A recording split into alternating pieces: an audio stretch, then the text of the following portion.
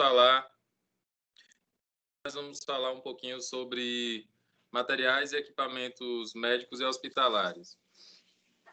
Então, como eu já havia prometido para vocês, a partir de hoje a gente vai começar a fazer as nossas aulas práticas também, que são diretamente em loco, né, lá no local onde a gente vai fazer as nossas visitas.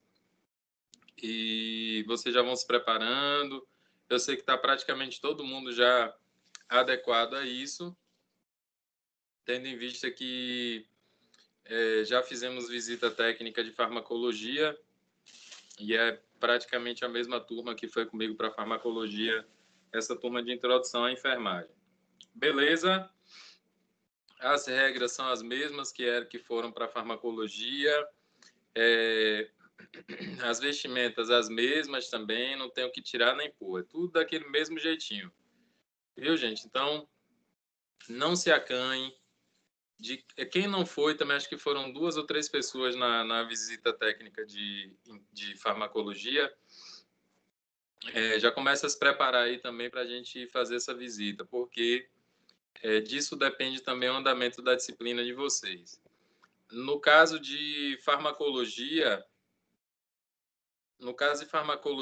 a nossa visita foi uma visita optativa. Você ia se você quisesse adquirir conhecimento, ter um introdutório na unidade de saúde, mas essa nossa visita agora as visitas da disciplina de introdução, elas são obrigatórias, porque elas contam como aula de laboratório, certo? Que nós iríamos fazer no laboratório, nós vamos fazer direto na unidade de saúde.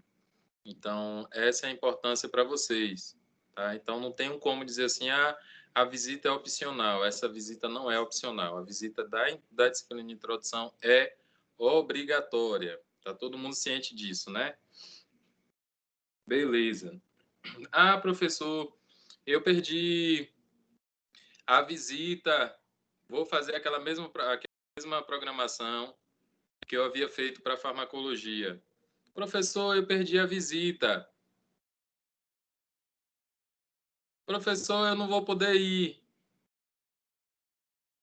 Eu não tenho muito o que fazer, viu, gente? Eu não posso repetir visita. Por exemplo, a gente vai fazer a visita para ver a prática de materiais e equipamentos médicos e hospitalares. Nós vamos escolher um final de semana, um sábado e um domingo, para ir toda a turma, já que são 36 alunos, só que na próxima semana eu não tenho mais como repetir essa visita de casa. Porque na semana seguinte vai ser outra visita. Então, eu não tenho como fazer isso. Eu não vou poder ir na data, eu não vou poder ir no horário. Faz uma troca entre vocês, tá? De turmas ou de horário, se ajustem, se adequem, mas o que eu não posso é fazer a repetição das aulas. Até porque, para a gente não abusar da boa vontade também do campo, que estará nos recebendo, né, dentro da nossa visita. Entendido por todos? Entendido, gente, por todos? Entendido. Sim. Vamos lá, então. Entendi. Eles estão todos tão quietinhos aí que tá parecendo até que são comportados. Como de praxe, a nossa chamadinha. Eu queria ver aqui Adonias. Presente. Eu quero ver Carolina. Ana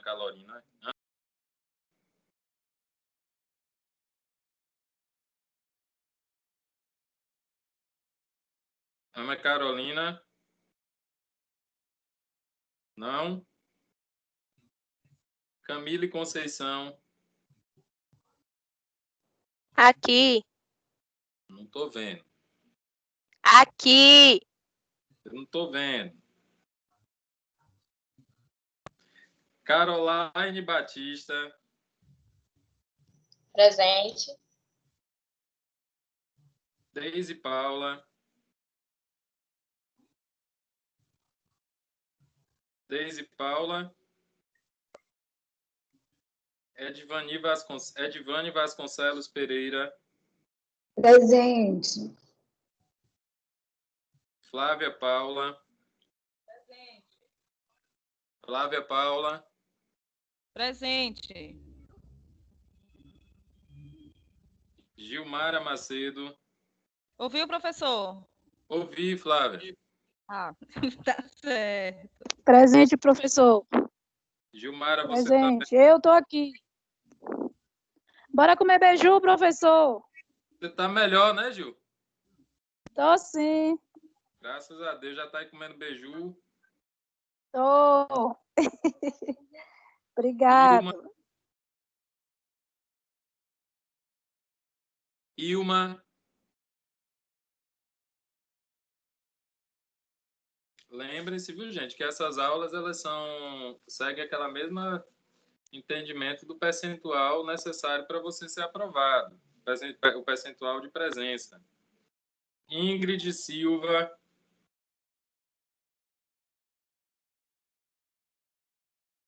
Ingrid Silva. Ingrid não. Laís Cardoso. Laís Presente, Cardoso. professor. Boa noite. Quem é? Laís Quem tá? Cardoso. Pronto. Lene Andrade ou Leni Andrade.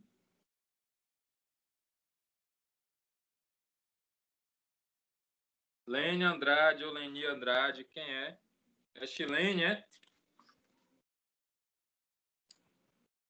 Chilene, Oi, não, sou eu não. como é seu nome? Chilene Gomes Silva. Ah, não. Então não é você mesmo, não. Liliana de Lima dos Santos. Presente, professor. Lívia Lemos. Professor Presente, Liliana. professor. Professor, inclusive, eu queria falar com o senhor que na aula anterior eu assisti do início, no finalzinho minha internet caiu, o senhor fez uma segunda chamada e eu estava presente, só que a internet caiu no finalzinho da aula. Sim, senhora, eu considerei sua presença. Ok, obrigada. Presente, viu? Oi? Liliana presente. Obrigada. Liliana de Lima, né? Isso. Muito bem. Lívia Letícia. Presente. Lucas Gabriel. Professor, não estou conseguindo te ouvir, não. Presente, Tá... professor. Lucas aqui. Quem não está conseguindo me ouvir? Eu, Maiara. E como é que você sabe que eu te perguntei se você não está conseguindo me ouvir? Oi? Agora sim. Ah, tá. Luciana Souza.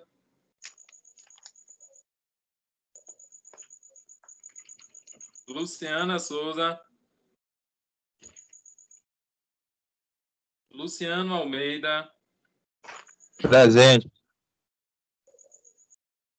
Maiara Cardial. Presente, professor. Mariana Maia.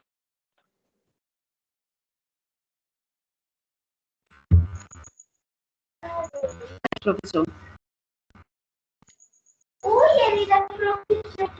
Escutou? Cardial de novo. Maiara Cardial já falei. Pronto. Você escutou, professor? É porque 2 vezes aqui tem seu nome na lista, mas tudo bem. Nalanda Mercedes. É Mariana Maia, viu? Nalanda Mercedes. Presente. Ouviu, professor? Ouvi. Naifer Victoria.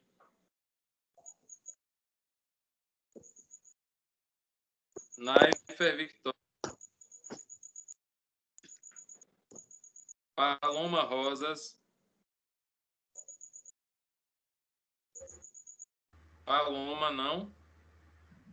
Presente aqui. Paloma Rosas. Presente. Pamela Freitas. Presente. Ronald Silva.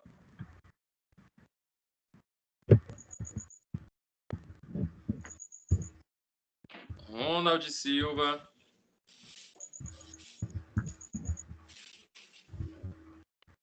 Ronald não. Chilene Gomes. Presente. Eu disse que não ia assistir a aula, mas só que a professora disse que a conexão dela estava ruim e não ia hoje, não. Ok. Thalia Tomás.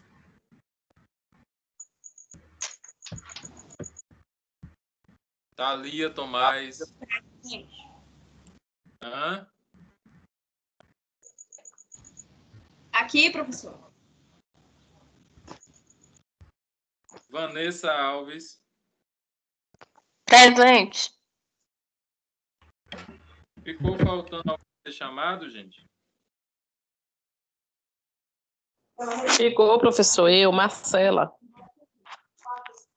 Marcela, minha xará. Eu bem. Marcela de quê? Marcela Maria Gomes da Silva. Vixe, Professor, é Maria Gomes da Silva? É. o senhor também chamou. Marcelo Gomes da Silva, meu nome.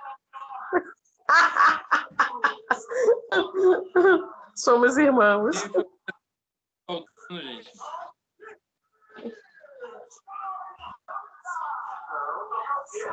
Mais alguém ficou faltando. Eu, professor. Vitória. Cadê Vitória? Ana Vitória Ramos da Silva. Bruna Vitória? Ana. Ana Vitória Pronto, Ana Vitória. Ramos da Silva. Cadê o William? Não foi chamado, né? Não. Cadê o William? Ele estava na sala na estante. Oi, tô O Will. É o William de quê? dos Santos Pereira. Hã? Dos Santos Pereira.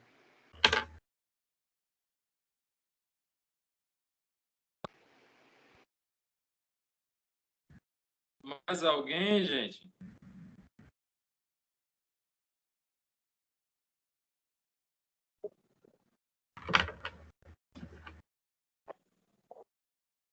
Não, então bora seguir, viu? Vamos seguir aqui nossa aula, então.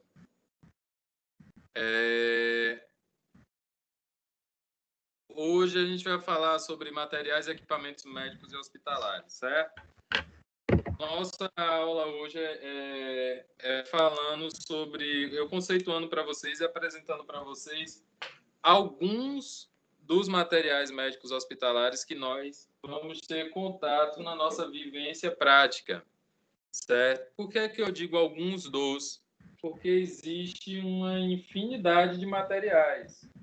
Existe uma infinidade de equipamentos médicos hospitalares que, se a gente fosse relacionar esses materiais, vocês iriam ver que acho que umas 10 ou 15 aulas seriam poucas. Só para você falar sobre materiais e equipamentos médicos e hospitalares, tá?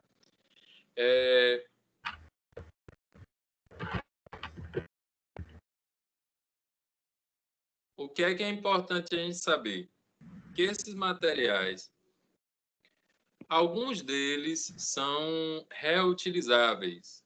São aqueles materiais que podem voltar para a assistência. Não são materiais descartáveis. São alguns produtos, alguns equipamentos que, depois de utilizado, eles vão para uma central de material e esterilização, que é popularmente conhecido dentro da área de saúde como CME, Central de Materiais e Esterilização, aonde esses produtos e esses equipamentos eles vão ser reprocessados, eles vão ser lavados, higienizados, esterilizados, vão passar por todo o processo de desinfecção e de antisepsia ou de asepsia, e depois eles são devolvidos para assistência. tá? Quando nós formos fazer a visita, eu vou apresentar para vocês também o CME.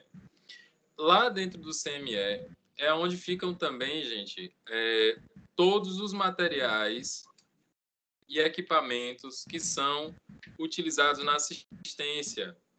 E esses materiais, esses equipamentos, eles vão sendo distribuídos ou devolvidos para a assistência de acordo com a demanda. Quem fica responsável pela solicitação, pela distribuição desses equipamentos, geralmente é o pessoal da equipe de enfermagem, os técnicos de enfermagem e os enfermeiros. São as pessoas que ficam responsáveis pela distribuição e organização desses materiais na assistência. Lá dentro da central de materiais e esterilização, o responsável pelos processamentos desses materiais são os enfermeiros de CME e os técnicos de enfermagem de CME. Existe uma especialização aí para lidar com essas desinfecções, essas esterilizações desses materiais. Quem gosta muito de trabalhar nessa área vai trabalhar em um ambiente que é completamente fora da assistência, extremamente contaminado por conta da limpeza desses materiais, né, da lavagem desses produtos. E aí vocês vão ver lá também no CME que nós temos duas áreas, a área limpa e a área suja. A área limpa é onde ficam todos os materiais lavados, limpos, esterilizados, acondicionados, prontos para serem dispensados, liberados para assistência. E nós temos a área suja, que é por onde os materiais entram sujos e eles vão ser higienizados. Vão ser lavados, vão passar pelas soluções, as soluções que são pertinentes para cada tipo de material, e depois eles são levados para a área limpa para poder ser esterilizado. Aqui na unidade onde vai fazer a visita, na unidade onde nós vamos fazer a visita, é uma unidade onde o CME é pequeno. O nosso CME lá é pequenininho. É bem sucinto, até porque a unidade que a gente faz as visitas é uma unidade que não é uma unidade grande. Mas, por exemplo, se você for no Hospital Geral daqui de Camaçari para você conhecer a Central de Materiais de Esterilização, é um mundo, é um universo, é um espaço gigantesco, muito grande, com muitas pessoas trabalhando. É um lugar extremamente barulhento por conta dos jatos de ar, das máquinas, de tudo que é feito ali dentro. Então, um local barulhento mesmo, naturalmente barulhento. Mas quando vocês estiverem trabalhando, quando vocês estiverem na prática, ou que vocês tiverem a oportunidade de ainda nos estágios conhecerem o CME, talvez vocês vejam isso em clínica cirúrgica, na disciplina de cirúrgica. Quando vocês forem fazer visita ou quando vocês forem para os estágios mesmo de cirúrgica, vocês devem passar nesse setor para conhecer melhor. Mas vamos cá falar sobre os nossos materiais e sobre os nossos equipamentos, tá? Então, o que é material médico hospitalar? São todos os produtos empregados como coadjuvantes, ou seja, como aqueles produtos que são utilizados, são todos os produtos que são utilizados para auxiliar no tratamento dos pacientes e que se caracterizam por serem destituídos de ação farmacológica. Então, todo material, todo equipamento, todo produto, tudo que você tem, todos os itens que não têm ação farmacológica, ou seja, não tem ação de remédio, de medicação, mas são utilizados para auxiliar no tratamento do paciente, são considerados como material médico hospitalar, certo? Um exemplo disso, por exemplo, uma simples bacia para dar banho no paciente. Ela não auxilia no tratamento do paciente? Auxilia. Mas ela tem característica farmacológica? Não. Porque eu não vou pegar, por exemplo, e dizer para um paciente: senhor, está na hora do senhor tomar a sua dose de solução de bacia. Né? Não tem como. Então, ele não tem ação farmacológica. Se ele não tem ação farmacológica, mas é um material que vai auxiliar no tratamento do paciente, é um material médico hospitalar. Esses materiais médicos hospitalares, hoje, eles são denominados produtos médicos, tá? Houve uma mudança dos nomes. Então, já não é mais material médico hospitalar, é produtos médicos. e são regulamentados pela legislação, por legislação da Anvisa, que é a regulamentação de ARDC 185, de 22 de outubro de 2001. E é essa RDC, essa regulamentação, que vai determinar quais são as funcionalidades, quais são as características, para que é que serve cada produto, né? Cada produto médico que é utilizado dentro da assistência, ou cada equipamento também que é utilizado dentro da assistência. Produtos para a saúde, tal como equipamento, aparelho, material, artigo ou sistema de uso ou aplicação médica, odontológica, laboratorial, destinado à prevenção, diagnóstico, tratamento, reabilitação, que não utiliza meio farmacológico, imunológico ou metabólico para realizar suas principais funções. Então, aquilo que eu falei para vocês de forma resumida. O que é produto médico? É todo material que não tem ação farmacológica, mas que auxilia no tratamento do paciente ou na estadia do paciente dentro da unidade. Assim, a RDC 185/2001, ela determina que os produtos que foram relatados aí, que servem para auxiliar qualquer um desses procedimentos que foram relatados acima, passam a se denominar produtos médicos. Marcelo, uma seringa, só uma seringa é considerada como produto médico? É. Um propé é considerado como produto médico? É. Dentro da categoria dos EPIs. Dentro da categoria dos EPIs. Marcelo, um avental é considerado como produto médico? Não, o avental ele é considerado como um EPI. Marcelo, uma máscara é considerado como produto médico? É considerado como EPI, certo? Eu não posso utilizar ele para tratar o paciente de forma que faça parte do tratamento do paciente, que vai auxiliar no tratamento do paciente diretamente. Ele é um equipamento de proteção individual, certo? Então, essas são as diferenças básicas entre os equipamentos, ou seja, os produtos médicos. E aí eles são categorizados, né? Tem as categorias, quais são os tipos de equipamento, quais são os tipos de produto. Eu tenho, então, equipamento de diagnóstico, são os equipamentos, aparelho, instrumento de uso médico, odontológico, laboratório, destinado à detecção de informação do organismo humano para auxílio a procedimento clínico. Esses são os equipamentos que são utilizados para auxiliar o diagnóstico de alguma doença, para auxiliar o médico a traçar algum diagnóstico, como, por exemplo, um equipamento de raio-x é um equipamento diagnóstico. Um equipamento de ultrassonografia é um equipamento diagnóstico. Há um... Deixa eu ver o que mais aqui, outro aparelho. Um eletrocardiógrafo é um equipamento de diagnóstico, que é aquele equipamento que vai fazer o eletrocardiograma. Esses são alguns exemplos. O que são equipamentos de terapia? Equipamentos de terapia são todos aqueles que vão auxiliar o tratamento mesmo, propriamente dito, de algumas patologias, né? Que ele vai tratar algumas patologias, incluindo substituição ou modificação da anatomia ou processo fisiológico do organismo humano. Então, o que é que eu posso trazer como um exemplo de um equipamento de terapia? Um aparelho ortodôntico, por exemplo. Ele é um equipamento que ele vai auxiliar, ou seja, ele vai tratar de algum distúrbio odonto-ortopédico. É assim que fala? Acho que é odonto-ortopédico. Ortodôntico, desculpa. Odonto-ortopédico. Ele vai auxiliar algum tratamento de algum distúrbio ortodôntico. Tá? Então, aquele aparelho lá que o povo bota nos dentes, aqueles ferros que o povo bota nos dentes, ele serve para auxiliar para realizar esses tratamentos. Ele é um exemplo, então, de equipamento de terapia.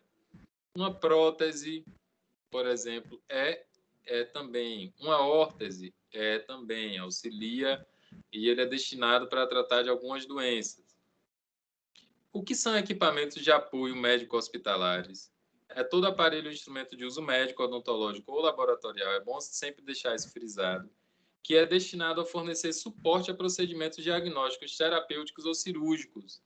Então, de apoio médico hospitalar é tudo aquilo que vai suportar, ou seja, tudo aquilo que vai dar auxílio a qualquer um desses 3 tipos de procedimentos, que vai auxiliar no diagnóstico, que vai auxiliar na terapêutica, que vai auxiliar na cirurgia. Então, a gente considera isso como equipamento de apoio médico hospitalar. Quer ver um exemplo? Um cabo de bisturi.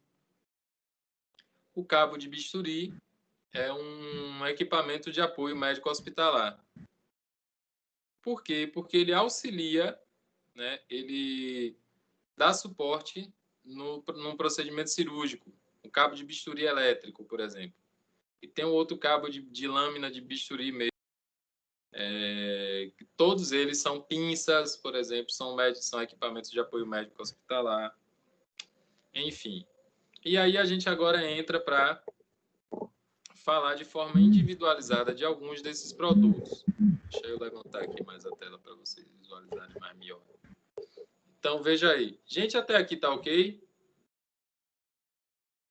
Ô, professor, não estou conseguindo ver o slide, não. Quem é que não está conseguindo? Eu, Lívia Lemos. Lívia Lemos. Mais Ô, alguém não está... Professor, tá cortando muito. Tá cortando muito sua voz. Quem falou que está cortando a minha voz? Maiara. Maiara. Espera aí. Gente, mais alguém está tendo dificuldade de ver os slides? Não, tá Não, tranquilo. aqui tá normal. Não, para mim tá normal.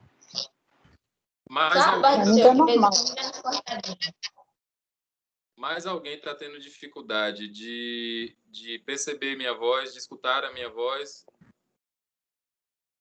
Às vezes corta um Não. pouquinho, professor. Um pouquinho, mas dá para entender. Não, para mim tá normal.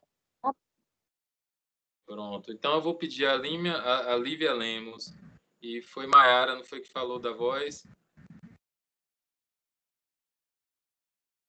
Foi Maiara que falou sobre a voz? Quem foi que falou que está cortando o som? Enfim, as duas pessoas que sinalizaram... Pronto. Vocês duas que sinalizaram alguma interferência, desconecta e conecta novamente, por favor, gente. Eu vou esperar vocês voltarem para eu dar continuidade à aula. Rapidinho aí.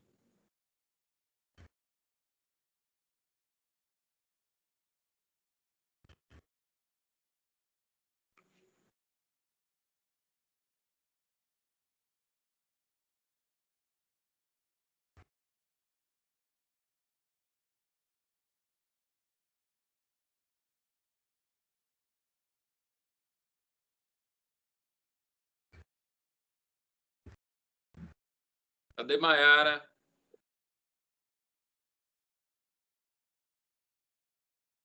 Agora eu estou conseguindo o slide, professor. Pronto. Tá conseguindo visualizar aí, né, Lívia? Tô conseguindo. Pronto. Maiara desconectou e reconectou.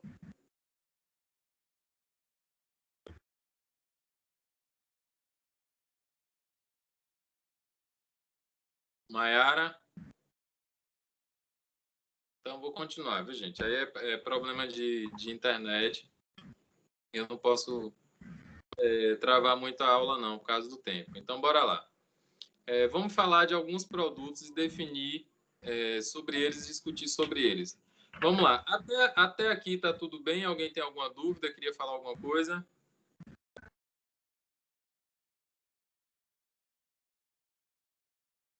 Beleza.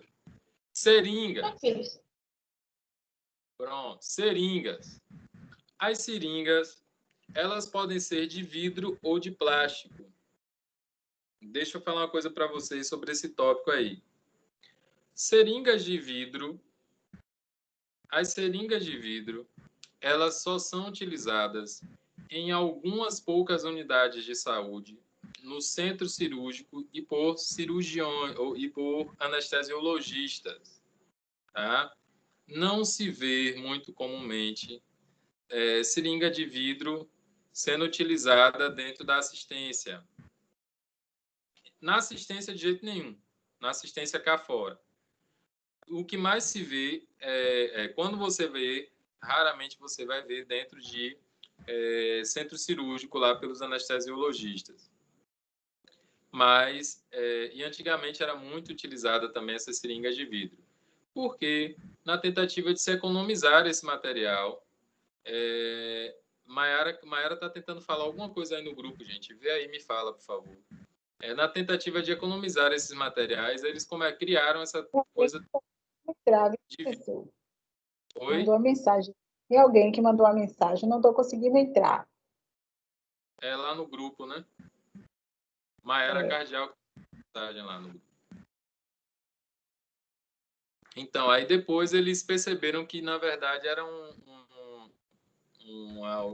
instrumento desnecessário, material desnecessário, porque quebrava muito, tinha muito desperdício também, e eram materiais caros, tá?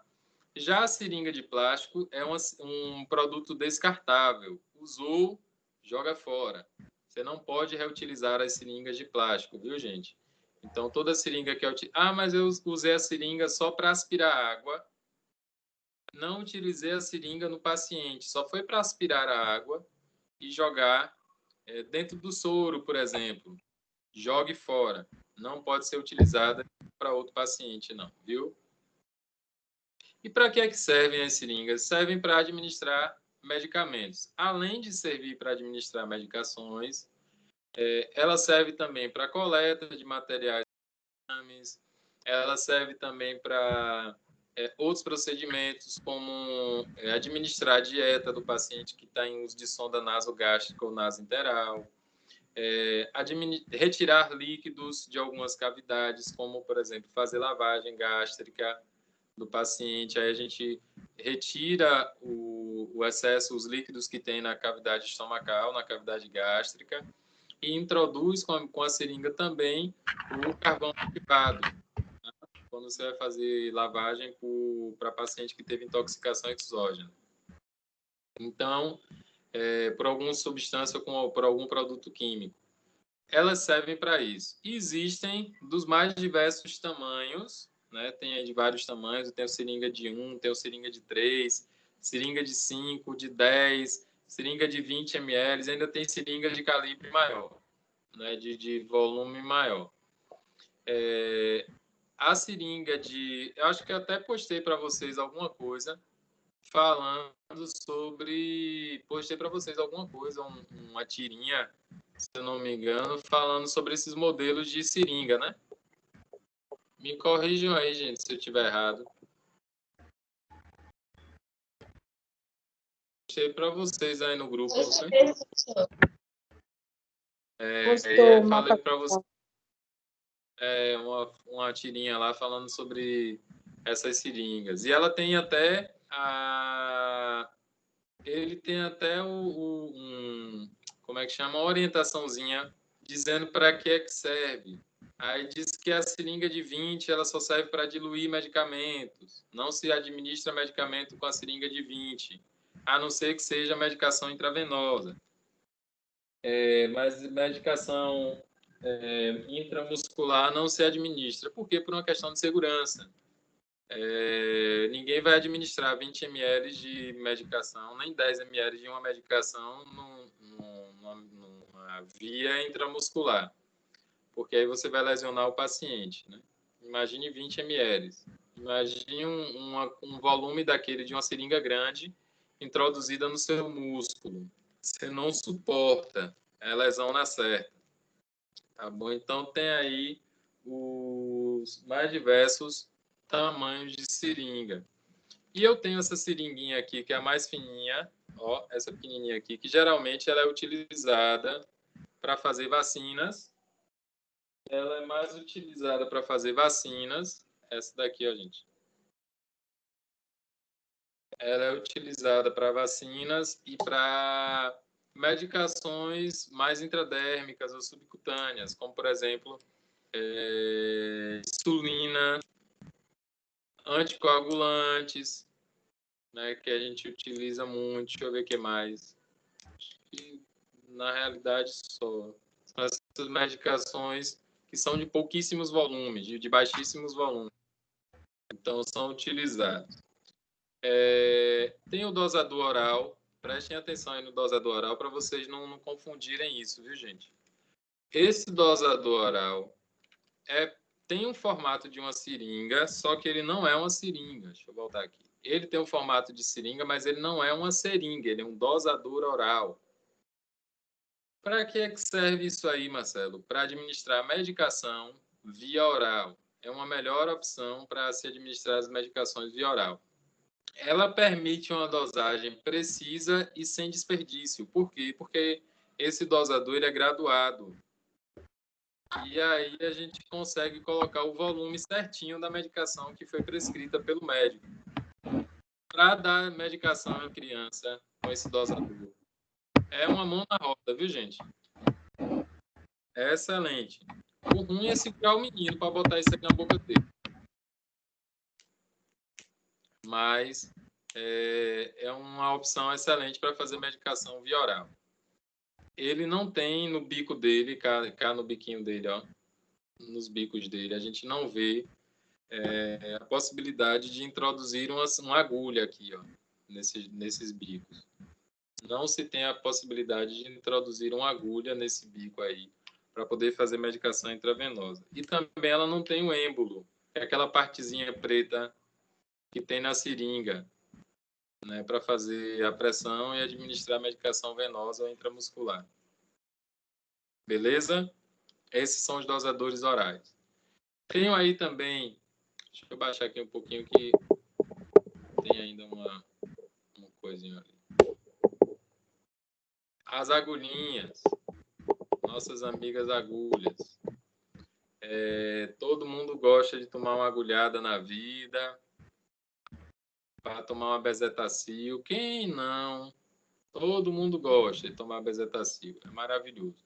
Então, ó. As Meu agulhas. Deus, semana retrasada.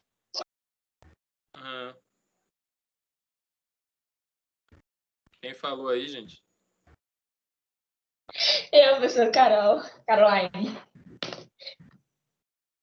Foi o que houve, Caroline? Eu fiquei com amidalite. Aí a enfermeira foi e passou para eu tomar. Aí tem uma bezetacil e um outro lá que eu não sei. Só que, pelo amor de Deus. Não doeu nada. Bezetacil não dói? Eu tava fugindo do senhor, professor. Quando o senhor aparecia, eu me escondia. Você tava lá na unidade, Fê? Foi. Para quem aplica, não dói mesmo, não. Não, nem para quem recebe também a medicação. Ah, bandida, tava fugindo dos outros, né? Tá bom, bichinho. Oxi, você é doido, medo da zona.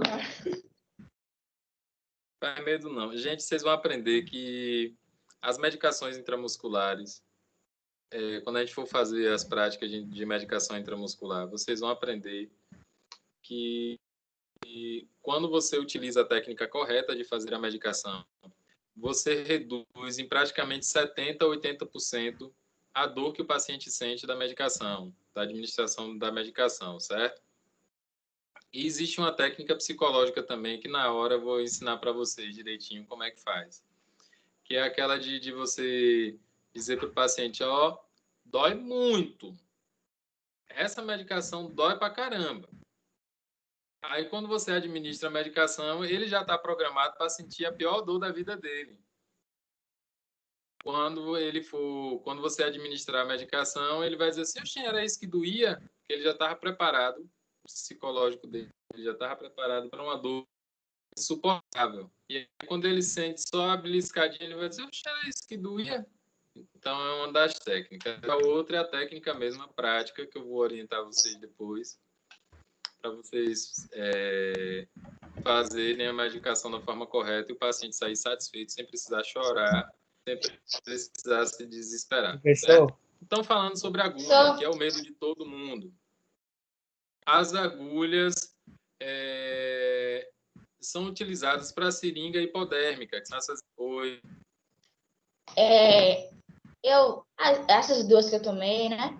A primeira, a de agulha grossa, eu não senti tanta dor, mas a de fina, que foi que eu fui para casa morrendo de tanta dor, eu não conseguia sentar direito. Por quê? Não entendi. Enganaram você dizendo que você tomou com 2 tipos de agulha. Foi a mesma agulha, viu? Não era uma mais grossa e uma mais fina, não. As 2 agulhas eram do mesmo tipo.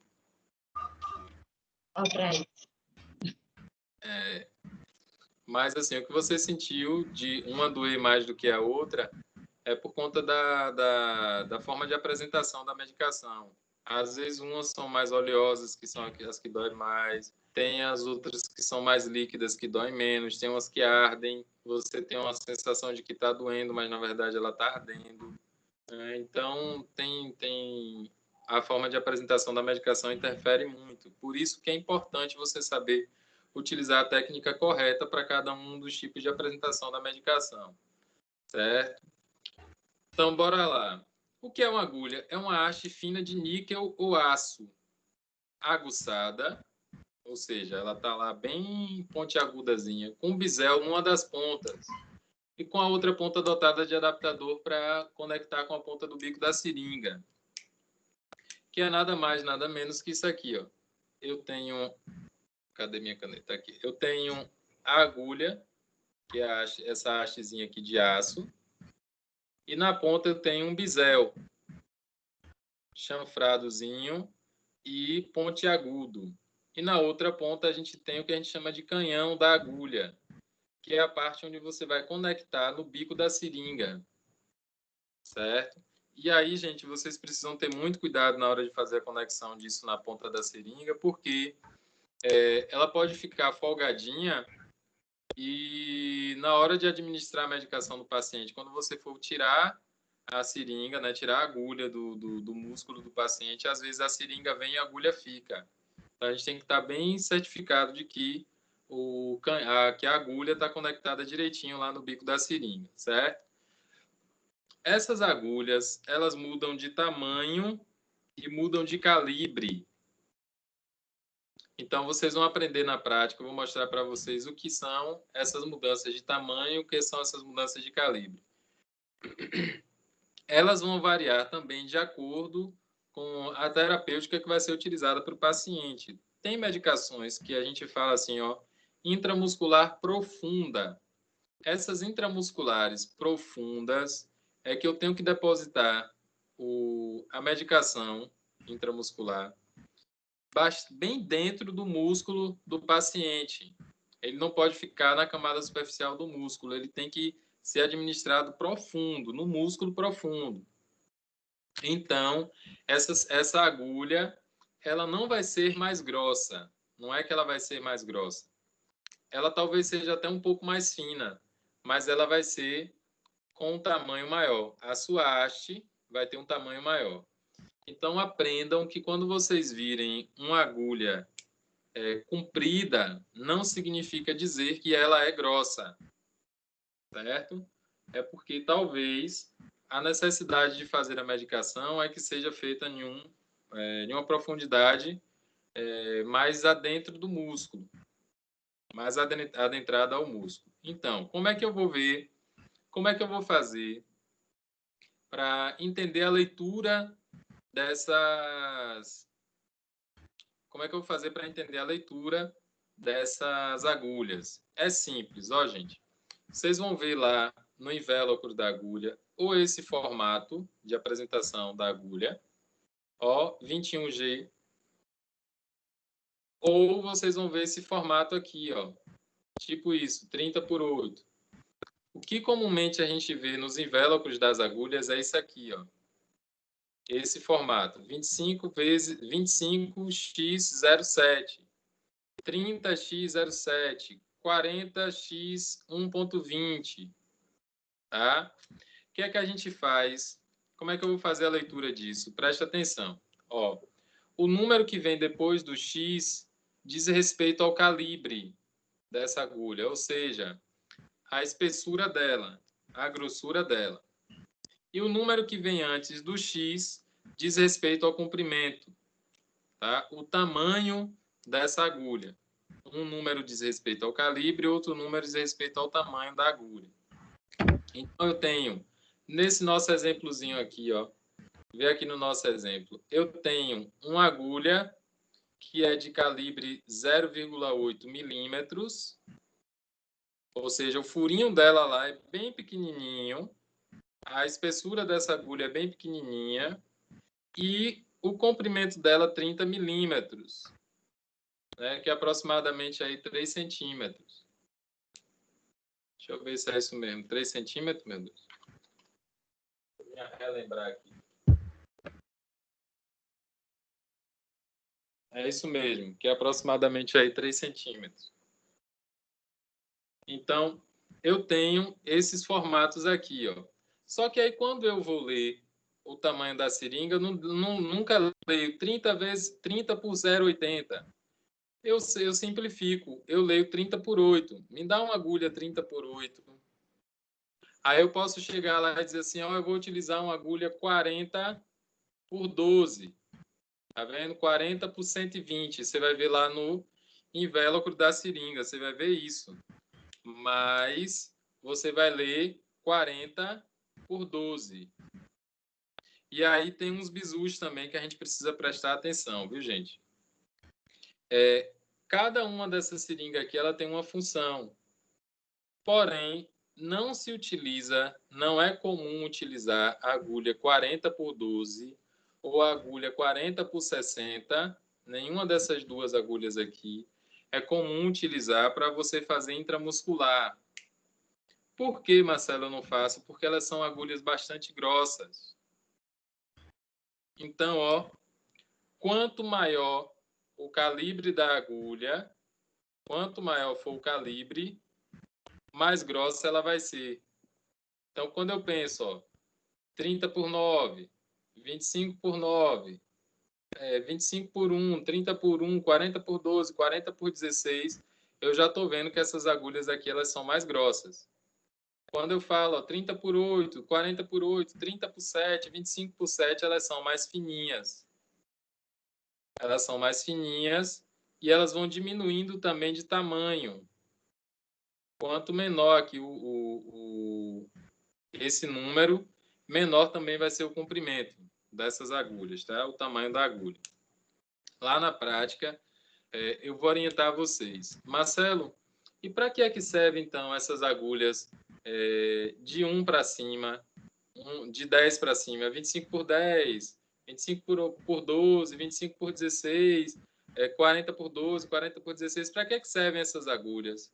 Elas servem geralmente para aspirar medicações ou para fazer algum tipo de punção de grande volume, como, por exemplo, uma paracentese, uma toracocentese, uma cardiocentese. Então, são agulhas utilizadas para procedimentos específicos. Dificilmente, principalmente na assistência de unidade de emergência, você vai utilizar essas agulhas de calibre muito grande, tá? E de comprimento muito grande também para administrar medicações intramusculares, certo? Quando você vai fazer coleta de material, coleta de exame de sangue, você vai utilizar sempre, por exemplo, uma 25 por 7, 25 por 8, 30 por 7, 30 por 8, que é as que você mais vai utilizar para fazer a coleta de materiais de sangue. Uma outra informação é que todas as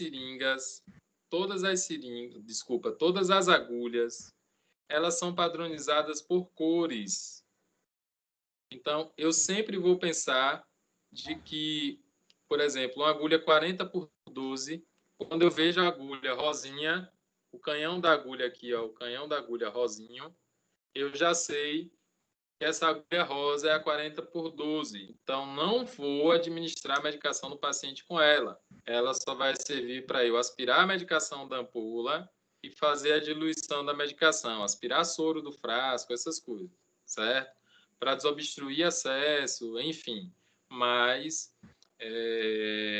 não para fazer medicação intramuscular no paciente, certo? Então, quando eu ver essa agulhinha aqui, ó, 40 por 12, cadê? 40 por 12, a rosinha, eu já lembro logo. Rosa, não posso utilizar no paciente. Para intramuscular, não. E quais são as que a gente mais utiliza no paciente para intramuscular? A gente vai sempre procurar as agulhas de canhãozinho cinza, preto ou verde. Cadê, gente? Aqui, ó. Cinza. Ixi, sumiu aqui a caneta aqui. Cinza, preta ou verde. São as agulhas que eu mais vou utilizar ou eu vou procurar para dar assistência ao paciente, certo? Por quê, Marcelo? Porque são as agulhas que mais são utilizadas para fazer as intramusculares. Elas alcançam uma profundidade bacana e elas lesionam bem menos a musculatura do paciente, certo? As fibras musculares desse indivíduo. E aí você vai julgar também a utilização dessas agulhas de acordo com o biotipo do paciente. Paciente mais emagrecido. Oi. A gente, no caso, a gente aprende até onde a agulha tem que entrar no músculo do paciente, né? Eu não estou conseguindo te ouvir, Will. Está muito baixo a sua ligação. Tá ouvindo agora? Melhorou. O senhor falou de profundidade que a agulha alcança no músculo. Isso tudo a pessoa aprende, né? Até onde uma agulha entra. É isso, era isso que eu ia falar para vocês agora. Eu sei qual é o tamanho dessas agulhas. Por exemplo, 4 centímetros, 3 centímetros. Eu tenho uma agulha aqui, ó, de 3 centímetros, eu tenho uma agulha de 4 centímetros, de 2,5 centímetros. Vou pensando nisso aqui, ó, de 1,3 centímetros. Estou vendo que são agulhas de acordo com a profundidade. Que eu vou utilizar de acordo com a profundidade.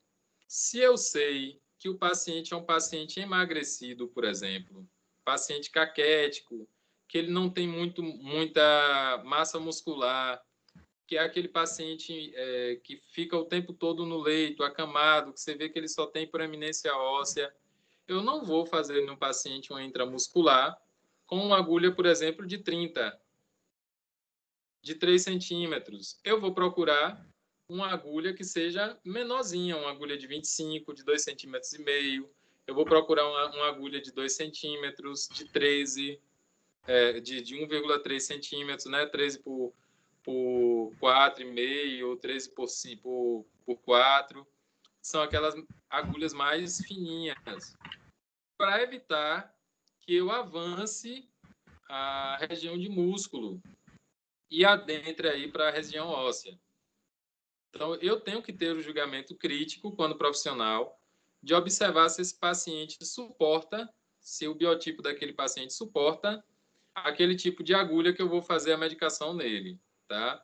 Mas sempre optem, gente, sempre optem por fazer a medicação com agulha 30 por 7. Nunca acima disso. 30 por 7, no máximo 30 por 8. Nunca acima disso, certo? Por quê, Marcelo? Porque ela já é bastante... A haste dela já é comprida, já é de 3 centímetros.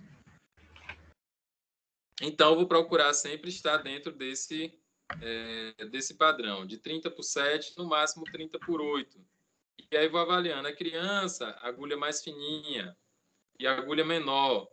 É um paciente idoso, caquético, acamado, emagrecido. A agulha de menor calibre também, certo? De menor comprimento também. Então, eu preciso ter esse senso crítico. Entenderam, gente? Professor, na parte que você falou 30 por 7, 30 por 8 é o quê? Estou anotando aqui. 30 por 7, 30 por 8 é o calibre que são as especificações das agulhas que você mais vai escolher. Evite passar da 30 por 8, certo?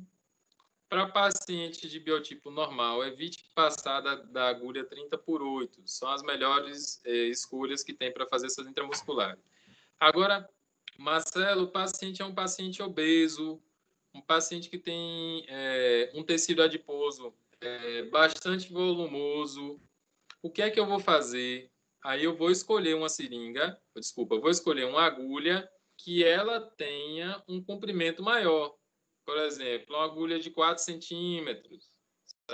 Uma agulha, uma dessas daqui, que seja mais, que eu consiga alcançar uma profundidade maior. Mas eu preciso também ter o bom senso de não judiar desse paciente, né, com o calibre maior da agulha.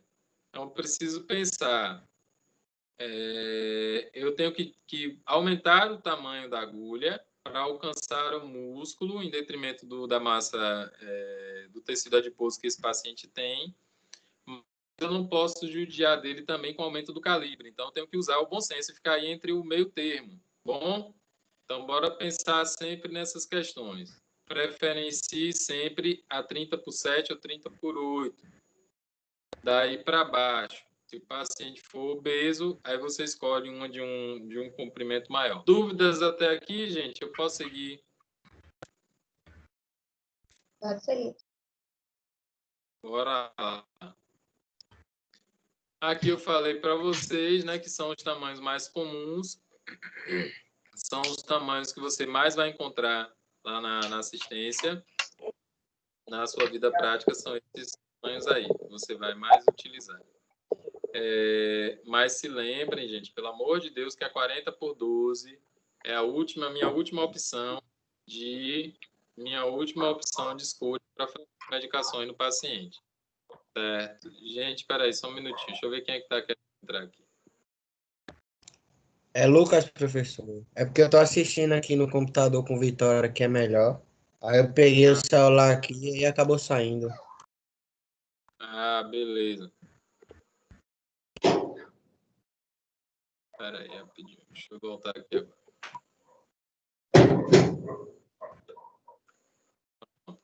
Então, aí, ó, gente, uma dica para vocês aí, quais são os dados. 3/4. Alguém falando? Bora lá. 3/4, 25/7, 8, 30/7, 30/8. Saiu? Ela pensou que era tudo.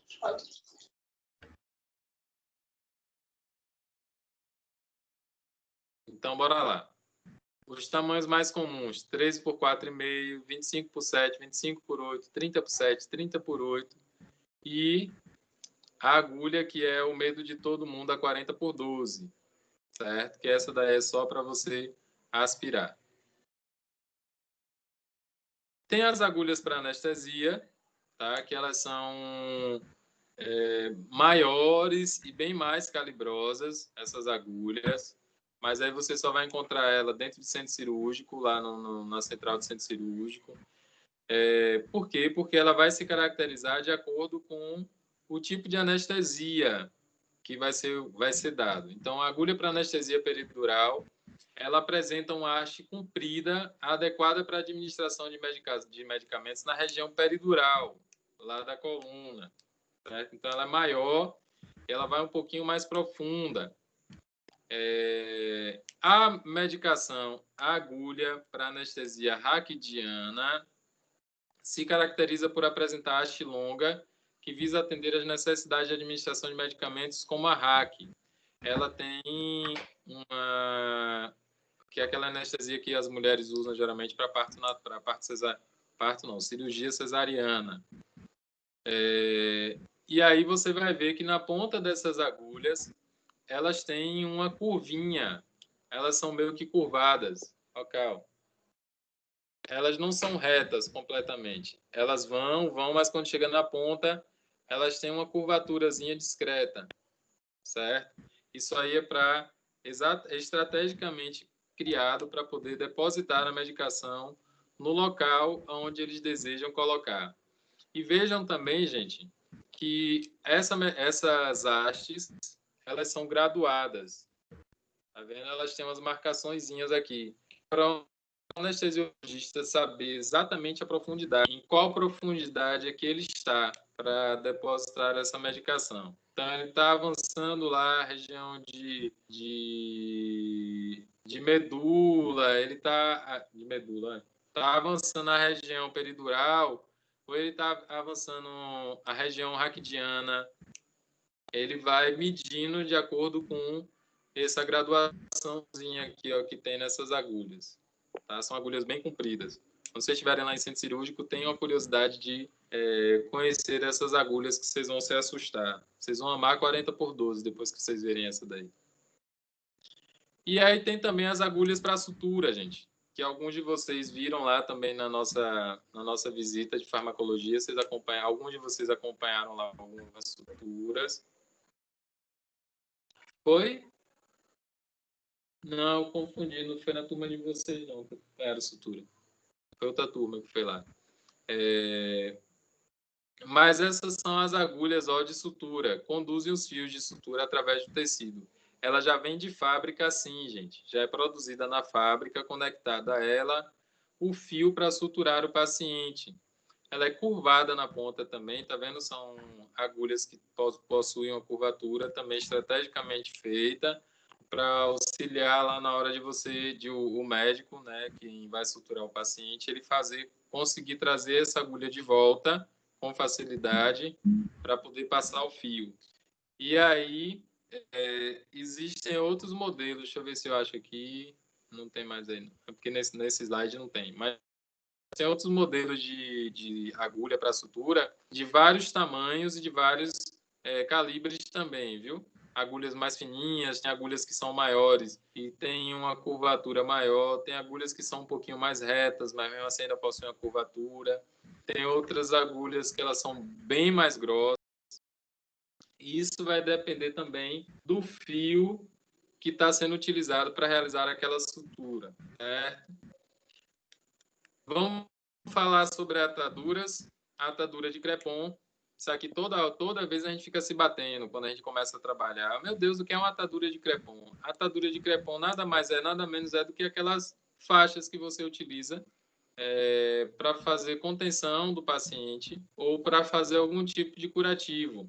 Esse crepom, na verdade, é o que eles chamam de crepe, é um tipo de tecido de largura variável, e essa largura ela vai variar de 5 centímetros a 50 centímetros, a largura dela, tá? Essa largura aqui, ó, ela varia de 5 a 50 centímetros de largura, e o comprimento também vai variar de acordo com o tamanho lá a largura dessas faixas, tá bom? Então, elas são utilizadas com a finalidade de dar firmeza à musculatura que vai ser enfaixada. Ou também para curativa. Elas são utilizadas lá também para enrolar gesso, paciente que sofreu algum tipo de lesão óssea, precisou fazer imobilização e aí botou o gesso. Faz o revestimento desse gesso com essa atadura aí. E a atadura gessada é o mesmo modelo de atadura, porém ela é impregnada com gesso. Quando vocês estiverem, acho que em clínica médica, enfim, quando vocês estiverem em alguma unidade de saúde que tenha a estrutura para ortopedia, procurem conhecer essa atadura gessada. Na farmácia também, nas farmácias que vendem produtos médicos também vende essas ataduras gessadas. Os meninos no ensino médio, eles usam muito, ensino médio, ensino fundamental 2, eles usam muito para fazer máscara, que os professores sempre pedem para fazer máscara com esse negócio. Aí você compra a atadura gessada e ativa o gesso dela com água, mas aí você já sabe que quando você estiver trabalhando numa unidade de saúde que tenha suporte para sutura, para sutura não, para imobilização, para ortopedia, você vai trabalhar com esse tipo de atadura aí, atadura gessada, que é atadura impregnada com gesso, certo? Bolsa de colostomia. Essa bolsa de colostomia é um depósito de plástico usado para recolhimento de materiais fecais. É quando o paciente faz algum tipo de cirurgia intestinal e, por algum motivo, precisa interromper o trajeto desse intestino e abre-se uma ostomia. O que é ostomia? Ostomia significa boca, abertura, tomia de abertura. Então, toda vez que vocês escutarem falar de tomia, vocês vão entender que está se falando de abertura. Então, craniotomia, abertura do crânio. Colostomia, a abertura do intestino, exteriorização do intestino, né? Lá no cólon. O que mais, meu Deus? Toracotomia, abertura do tórax. Tem vários outros também aí que utilizam. Quando vocês ouvirem falar de tomia, vocês sabem que está falando sobre abertura. Então, quando o indivíduo faz alguma cirurgia intestinal, precisa fazer a interrupção do trato gastrointestinal, do trato intestinal. Aí ele vai exteriorizar, o médico lá, o cirurgião, vai exteriorizar a parte desse intestino e ele vai ficar aqui na cavidade abdominal, vai ficar aqui exteriorizado no abdômen. E para se coletar o bolo fecal, as fezes, que vai precisar sair por algum lugar, né, mas o trajeto está interrompido, eles vão colocar isso aí que chama de bolsa de colostomia, que é a bolsa utilizada para fazer a coleta desse material fecal. Aí todas as vezes me perguntam, professor, como é que um paciente com colostomia, ele consegue soltar pum? Eu disse, consegue, eu digo sempre, consegue sim, vai tudo para a bolsinha. Tá? Ele vai ter gases, ele pode ter gases, e essas gases elas vão ser exteriorizadas aí nessa bolsinha.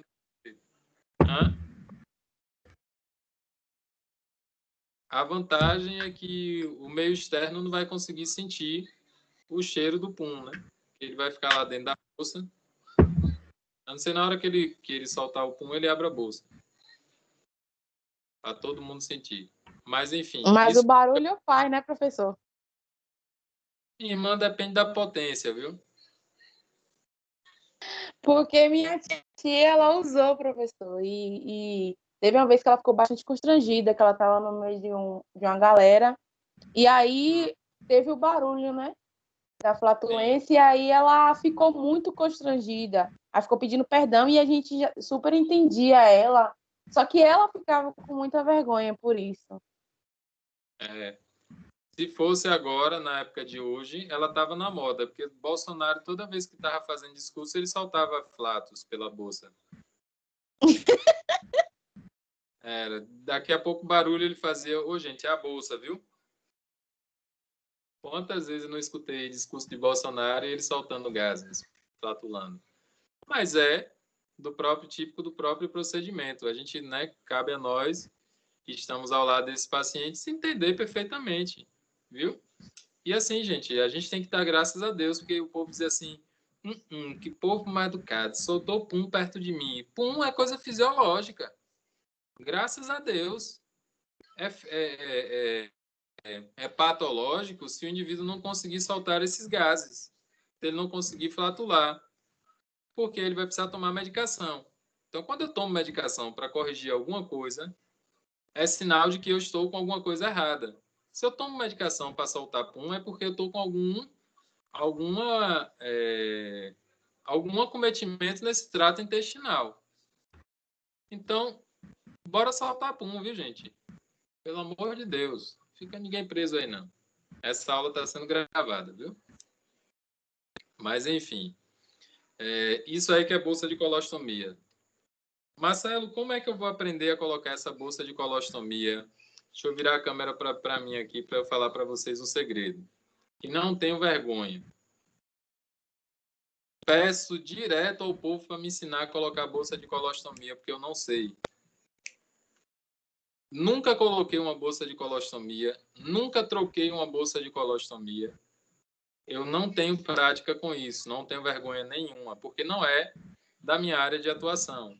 Então, eu nunca utilizei este equipamento, nunca utilizei esse produto médico, certo? Mas também até o dia que eu usar.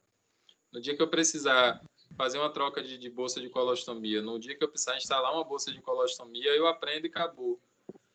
Mas também não tenho vergonha de dizer para ninguém que eu não sei.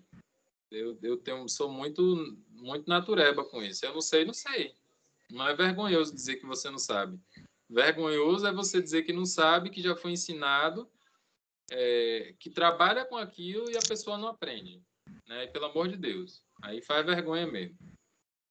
Mas dizer que não sabe fazer um procedimento porque você nunca fez, ou porque você não tem prática com aquilo, porque não é sua área de atuação, isso não é feio não, viu, gente? Enfim. Bora cá. Cadê Rony, que não tá zoadando hoje? A Rony não tá na sala, não. Cânulas. Professor. Oi. Mas no caso, o técnico só faz trocar as bolsas, né? Como assim? Porque no caso vai existir uma mangueira, né? Que vai vir do intestino para fora, que vai conectar na bolsa, e o técnico só vai trocar aquela bolsa, não é isso? Tem mangueira não, filho. Como é isso? É uma parte mesmo do intestino. O professor... Né, lá... Oi, da alça intestinal que está interiorizada. Oi. Eu aprendi a manusear porque minha avó teve câncer no ânus e ela ficou 8 anos usando bolsa de colostomia. Aí a gente aprendeu a usar, porque ela deu AVC e ela não andava. Aí a gente teve que conviver com isso e eu aprendi a manusear. Ô, minha filha, depois quando você tiver um tempinho, me ensine. Não tem saber, não, é só cortar o ângulo certo e colar. Mas é isso, minha irmã, E mesmo ângulo. porque na bolsa vem a marcação. Mas vem a marcação, pelo menos a dela vinha com a marcação. Aí a gente cortava o tamanho certo e colava. Tem um adesivo e a gente colava. Entendi. E depois apregava a parte superior, que é o saquinho, que é a bolsa. Entendi. E tem vários modelos de bolsa, né? Tem várias marcas, vários modelos. De cada marca tem um modelo diferente, tem uma forma diferente de instalar. É nessas agonias aí que eu já fico pela metade do caminho. Viu? Mas eu vou aprender, eu vou instalar um dia e eu vou aprender. Will, deixa eu responder você de novo aqui. Não tem cânula nenhuma que exterioriza isso não, viu? É a própria alça intestinal que ela fica exteriorizada, mas ela é exteriorizada de uma forma cirúrgica. Então, ela é fixada, de alguma forma, ela é fixada nessa cavidade abdominal, na parede abdominal externa e fica como se fosse, não, fica realmente a alça intestinal para fora, aparecendo mesmo aí na bolsa, como você está vendo aqui. Deixa eu voltar lá para você ver. Como você está vendo aqui, ó. Isso aqui é um esquemazinho, mas aqui é a alça intestinal que está exteriorizada. Aqui é a real, mas você está vendo aqui, ó, a alça intestinal, essa partezinha mais vermelhinha no centro da imagem. Ela é um pedacinho da alça intestinal que está exteriorizado ali. Também não fica aquela ponta muito protuberante, não. Viu? É só uma visualização mesmo dessa alça intestinal. Ah, eu não sabia que ficava externo, não. Achei que tinha algum conector.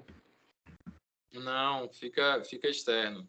E aí, respondendo ainda a sua pergunta, o técnico tanto pode trocar quanto ele pode instalar. Viu? É como sua colega falou aí agora, esqueci o nome dela, que a família dela e ela teve que aprender como é que fazia as trocas e a instalação dessas bolsas. Então, isso é um procedimento teoricamente simples. Por que eu digo teoricamente? Porque requer também uma precisão de higiene, tanto de quem vai instalar a bolsa, para evitar contaminação e infecção desse local, que lembre que aí está tratando de cavidade que está exteriorizando alguma parte interna do corpo. É bem verdade que o intestino é um local infectado, é um local contaminado, né? Porém, há um risco de infecção do meio externo para meio interno, através dessa ostomia aí. Então, quando for fazer a troca de colostomia, você tem que respeitar as técnicas de biossegurança, tem que estar com a mão bem lavada devidamente, utilizar as luvas, utilizar as técnicas corretas para evitar risco de contaminação para o paciente e para você, certo? Por isso que eu digo que é um procedimento teoricamente simples, porque é só simples só na teoria mesmo. Não E tem tão casos que simples são assim. reversíveis, né, professor? No caso de minha avó foi permanente. O dela não teve mais como refazer a cirurgia. Porque no caso da sua avó, como ela teve câncer de trato gastrointestinal baixo, era um quadro realmente irreversível. Mas, por exemplo, o nosso querido presidente Bolsonaro, ele teve o quadro, a situação dele que ele teve, e o dele foi revertido, né? Foi colocado para dentro de novo, foi devolvido, fez outra cirurgia, devolvido o trajeto. Tem pessoas que têm, por exemplo, diverticulite, que precisa fazer uma cirurgia, exterioriza uma parte do intestino, mas depois que fica bom, coloca esse intestino para dentro de novo. Então, tem casos que são realmente irreversíveis. Bora lá. O que são cânulas? Cânula é o tubo de calibre com comprimento variável, de vidro ou de metal, ou de plástico, de vidro de metal ou de plástico, aberto nas duas extremidades para ser introduzido no corpo ou em algum orifício do corpo, com procedimento de uso em determinados pacientes, por recomendação médica. Então, essas cânulas, gente, na verdade, ela é como se fosse uma mangueira, e aí de algum desses tipos de materiais, ou mangueira, ou um cortezinho de mangueira. Pense aí comigo um cortezinho pequeno de tubo, tá? De um calibre que ele vai variar de tamanho, depende de para que sirva essa cânula, que é utilizada para algum fim, para algum meio, e ela tem uma abertura nas duas extremidades. A exemplo disso, nós temos a cânula de traqueostomia. E essa cânula de traqueostomia, nós temos ela de metal, nós temos ela de plástico, temos ela de alguns outros tipos de material. E o que é essa cânula de traqueostomia? É exatamente essa cânulazinha que você está vendo, ó, essa imagem. É uma cânula que ela é... Oi? Imagem foi? Não entendi. Não estou vendo nada. Você tirou imagem, foi? Não. Alguém mais está vendo a imagem aí, gente? Não, aqui tá normal. Para mim tá dizendo. Então, Edivane, você desconecta e conecta novamente. Viu? Então, bora lá. A cânula de traqueostomia é essa cânula aí, que ela tem duas aberturas, viu? Aqui, ó, tem abertura na saída, que é externa, e tem abertura interna.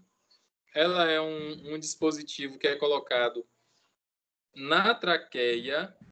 Lembra que eu falei para vocês que tudo que tiver tomia é uma abertura. Então, traqueostomia. Traqueostomia, eu estou dizendo que é uma abertura na traqueia. Quando é que é utilizado esse procedimento? Quando o paciente tem algum tipo de comprometimento respiratório, que eu não consigo fazer ventilação nesse paciente, eu manter esse paciente em ventilação nasal, né, a ventilação das vias respiratórias superiores, pelo nariz ou pela boca. Ou quando o paciente passa mais de 15 dias, mais de 10 dias com intubação orotraqueal. Paciente intubado, ele não pode passar de 15 dias com o tubo. Ele precisa ser retirado do tubo e ser feito nesse paciente essa traqueostomia, por conta dos riscos de complicações que o paciente pode apresentar. Então, A traqueostomia, a cânula de traqueostomia, essa cânula que vai ser inserida em uma abertura que já foi feita previamente na traqueia, para que esse paciente seja ventilado, para que ele consiga ser oxigenado. E aí existem alguns tipos de procedimento, alguns procedimentos de traqueostomia que são irreversíveis. O paciente vai utilizar a cânula de traqueostomia para o resto da vida, por conta de que ele teve alguma lesão, comprometeu demais essa via respiratória do paciente, e aí ele terminou lesionado, né? E não consegue mais fazer a mudança, né? A devolução aí para a sua via respiratória natural. E ele vai ficar utilizando, vai ser trocada ou vai ser higienizada diariamente. Usa muito a cânula de metal, no modelo de metal. Certo? Também nunca fiz aspiração em cânula de traqueostomia. Nunca acompanhei também paciente com cânula de traqueostomia, porque não é uma realidade nossa lá da unidade de emergência. Tá? Quem era que ia falar, professor? Laís. Oi, Laís. O professor, me tira uma dúvida. Eu sei que esse procedimento de traqueostomia é feito pelo médico, né? Mas em um caso de emergência, eu não sei se é ensinado para um técnico, mas talvez para o enfermeiro sim. Se o enfermeiro faz esse procedimento em um caso de emergência, onde ele não está tendo acesso pelas vias respiratórias normais, exemplo, tipo em um incêndio, algo assim, e ele fazer esse procedimento, né, onde ele faz o corte, a incisão na traqueia, ele é punido severamente, né, ou assim, é liberado no caso mesmo, assim, de emergência? A população vai aplaudir ele, a sociedade vai aplaudir ele, mas ele vai responder juridicamente. O enfermeiro, Nossa. sim. Nossa. Deixa eu virar a câmera até aqui para conversar de forma mais séria. Não é uma prática de enfermeiro. Mas é enfermeiro emergencista, enfermeiro não sei o quê, enfermeiro treinado, isso é procedimento médico, certo? A gente não tem autonomia para fazer esse tipo de procedimento. Se eu fizer, eu assumo o risco de responder juridicamente por isso. Bom, isso aí é atribuição. Professor, muito obrigada. A gente fica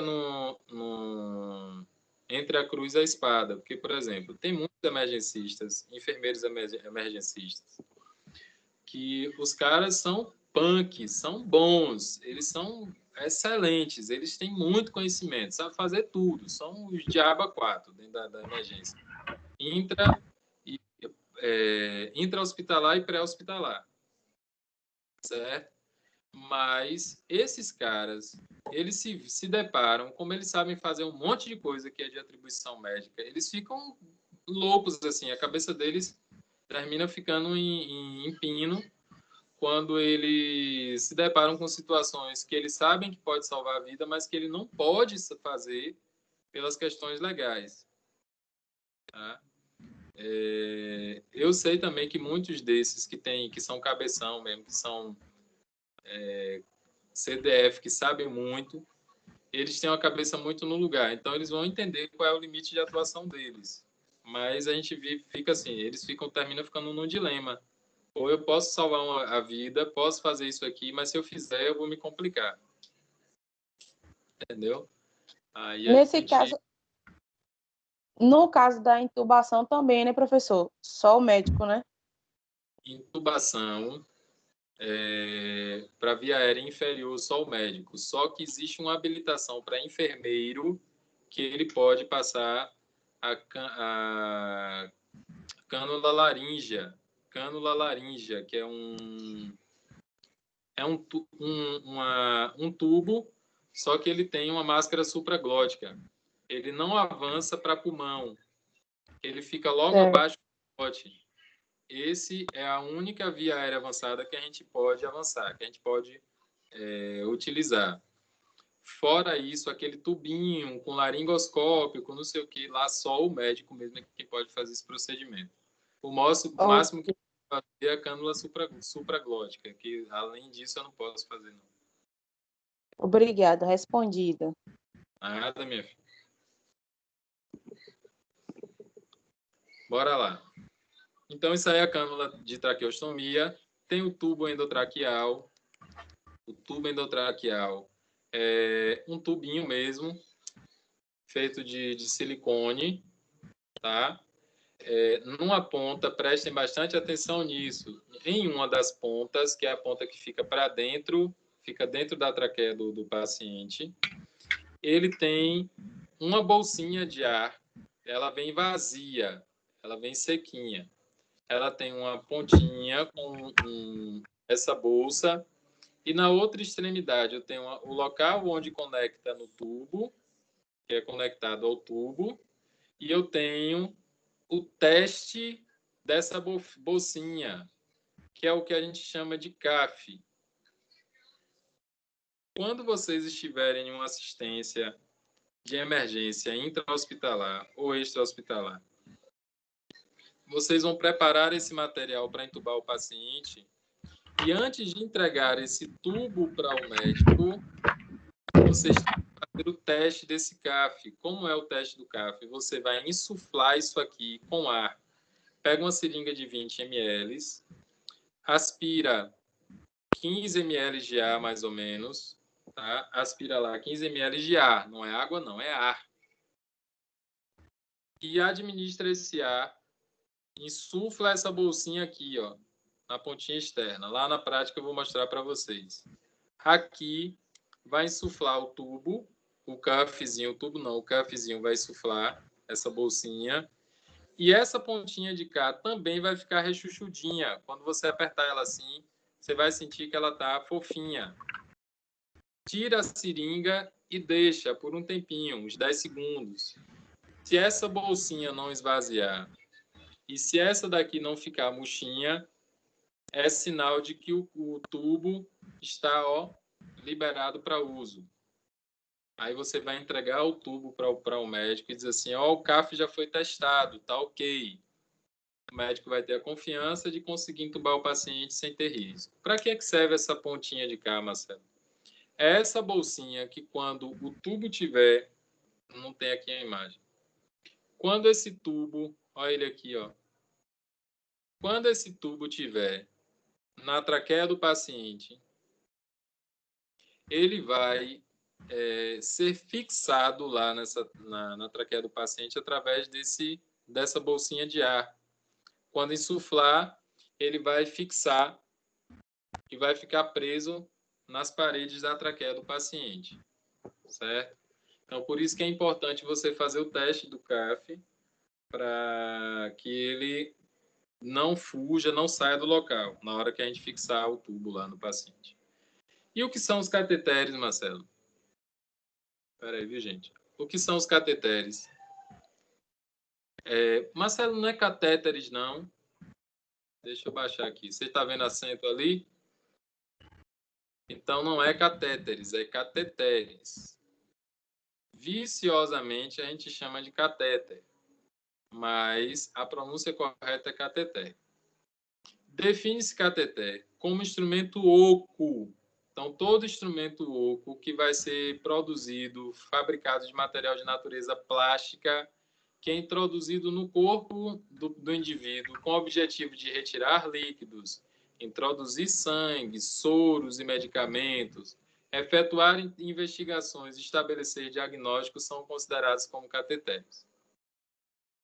E aí você tem vários tipos de cateteres, inclusive eles, o intravenoso, que são dispositivos utilizados como meio de acesso a veias e artérias, através da punção para terapia intravenosa de medicamentos, reposição por perda de sangue ou plasma e para alimentação parenteral. O que é alimentação parenteral? É uma dieta que é desenvolvida de forma farmacêutica, né, lá na indústria farmacêutica, para ser administrada na veia. Então, não é aquela medicação que vai para o estômago.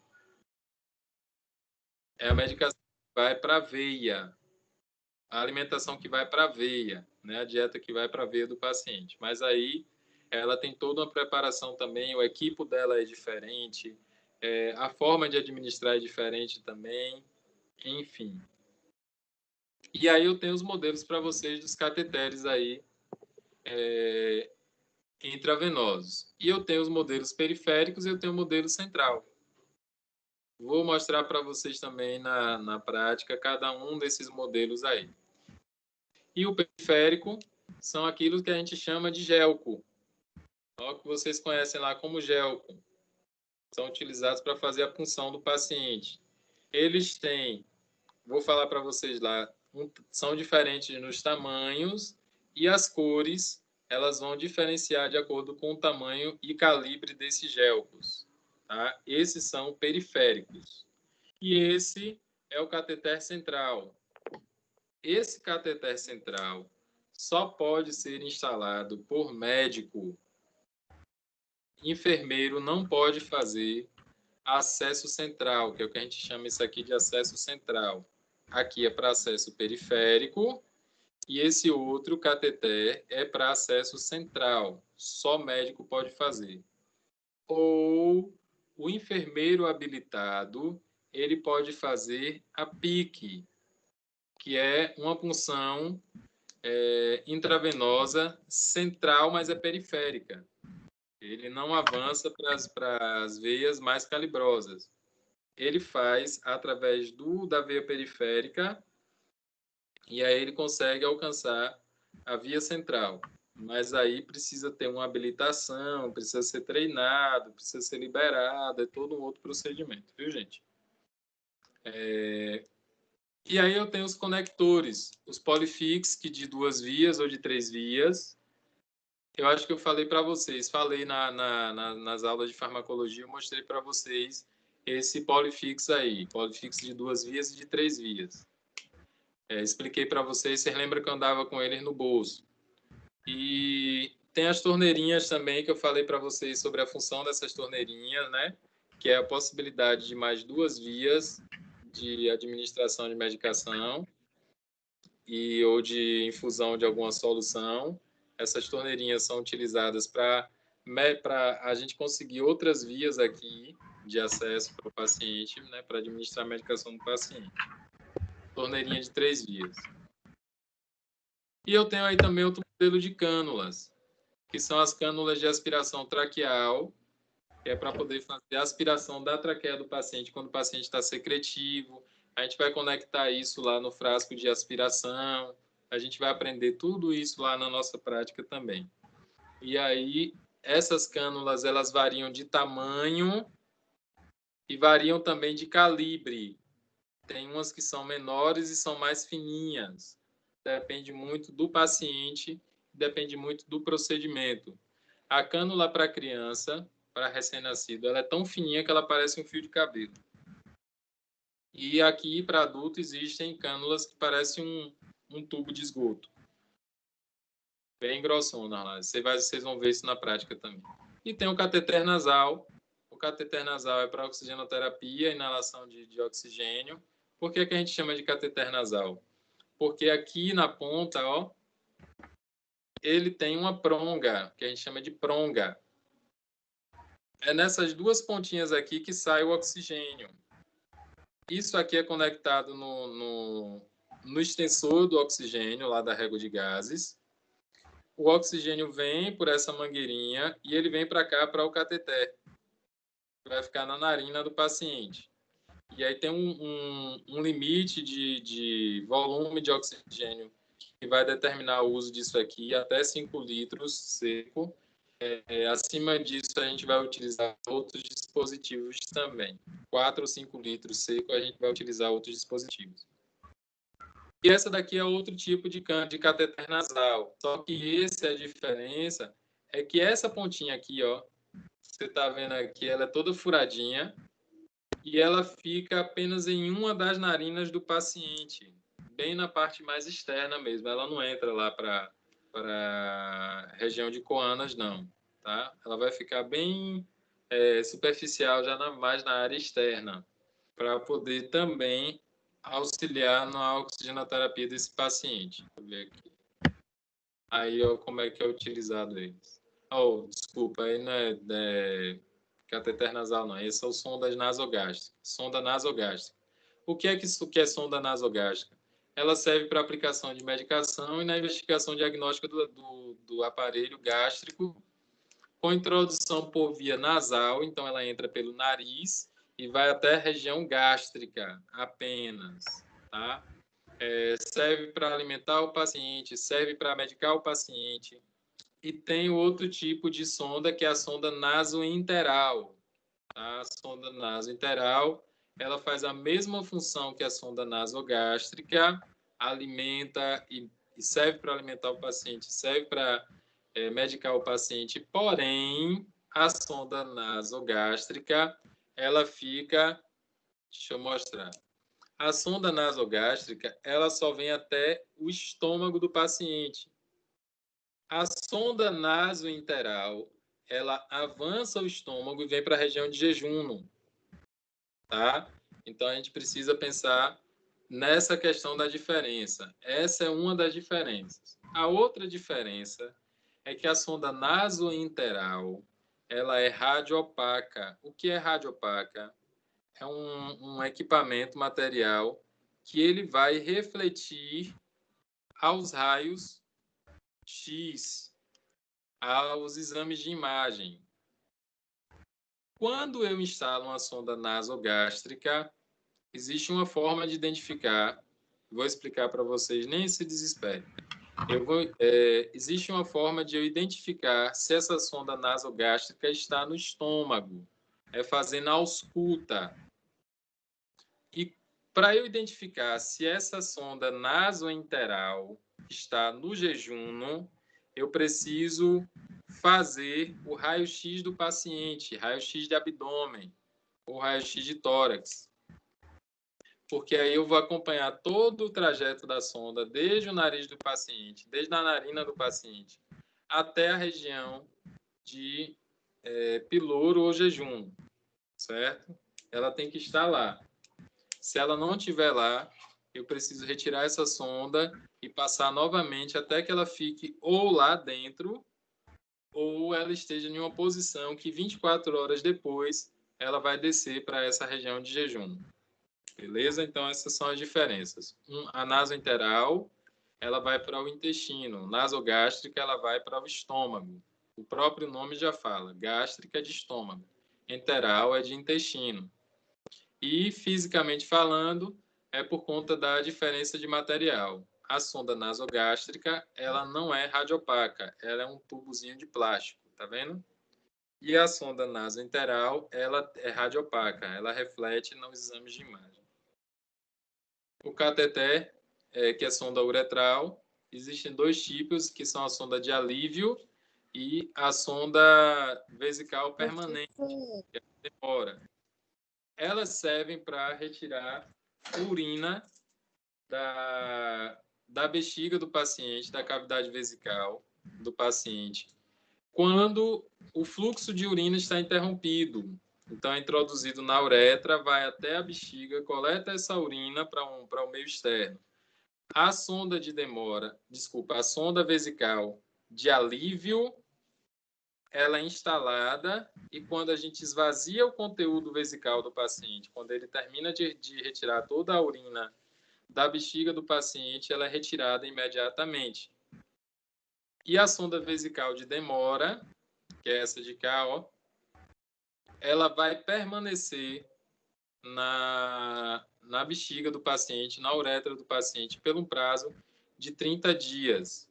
Então, a cada 30 dias ela vai ser trocada, até que o médico substitua, ou até que o médico o urologista ele determine a retirada definitiva dessa sonda, ou o paciente vai ficar utilizando essa sonda aí permanentemente, certo? Por algum tipo de problema de saúde.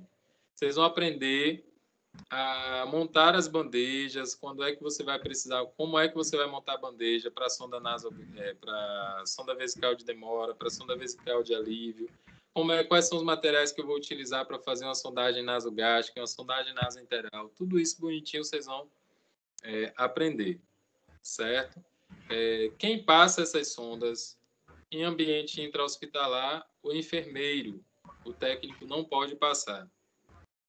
Porém, algumas instituições, elas protocolam, preconizam, treinam os seus técnicos de enfermagem e autorizam o técnico a fazer a passagem de sonda dentro dessas unidades, certo? Não é só o enfermeiro que passa.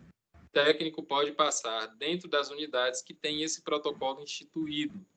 Mas, comumente falando, isso é uma atribuição exclusiva de enfermeiro. O técnico não pode passar sonda vesical de demora e nem sonda vesical de alívio, que é procedimento mais invasivo. E aí eu tenho a bolsa de coletora de sistema fechado, que é uma bolsa plástica e que ela vai se destinar ao recolhimento da urina de lá de dentro da bexiga do paciente. Então, você vê, ó, essa bolsa lá, ela é conectada nessa sonda aqui, nesse tipo de sonda. Nesse tipo de sonda, não. Na sonda vesical de alívio, não. Ela é conectada na sonda vesical de demora. A mangueira dela aqui, ó, é conectada nessa extremidade da sonda vesical de demora. E aí toda a urina que está passando por aqui, que está saindo pela sonda, ela vem para a bolsa coletora e vai ficar reservada aqui, até que seja esvaziada. Beleza? Vou parar por aqui por enquanto. Na próxima aula a gente vai continuar nosso conteúdo, certo? Na próxima aula a gente continua aí nossa saga pelos produtos médicos. E já trago para vocês também a nossa programação de visita para a gente aprender na prática lá, visualizar na prática esses produtos médicos e alguns outros que estão fora desses slides, viu, gente? Que a gente vai ver lá pessoalmente. Beleza? Ok, até quarta. Até quarta, não. Agora... Beleza, professor. Professor. E até aqui. Professor? Oi. Professor? Oi. Sou eu, Marcela. Ô, professor, quando você botar minhas visitas... Oi? Não saia não que eu vou fazer chamada. Diga aí, Marcelo. Quando o senhor botar minhas visitas, você bota para os domingos, porque dia de sábado eu trabalho? Pronto. Ô, Marcelo, eu vou fazer que nem da outra vez. Eu não posso... Eu até entendo que você trabalha dia de sábado. Mas eu não posso te favorecer de dizer assim, eu só vou botar Marcela dia de domingo. Porque tem outros colegas... Tem outros colegas seus também que trabalham. Então, eu vou seguir o mesmo preceito que eu segui da outra vez. Sorteio. Eu vou sortear. Tá bom. Aí, se você cair no sábado, você pode solicitar algum colega que queira trocar com você do domingo, ou que possa trocar com você do domingo, entendeu? Entendi.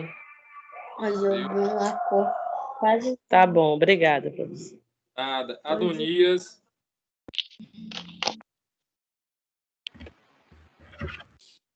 Adonias.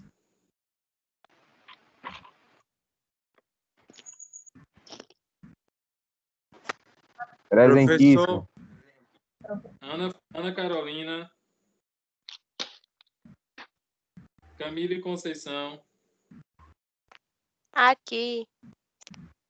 Oi, quem foi que falou, professor? Ô, professor, é porque eu tô atrasado, eu vou sair da ligação, mas você sabe que eu assisti a aula. Tá. Ó, gente, porque meu nome é... Tchau, até quarta.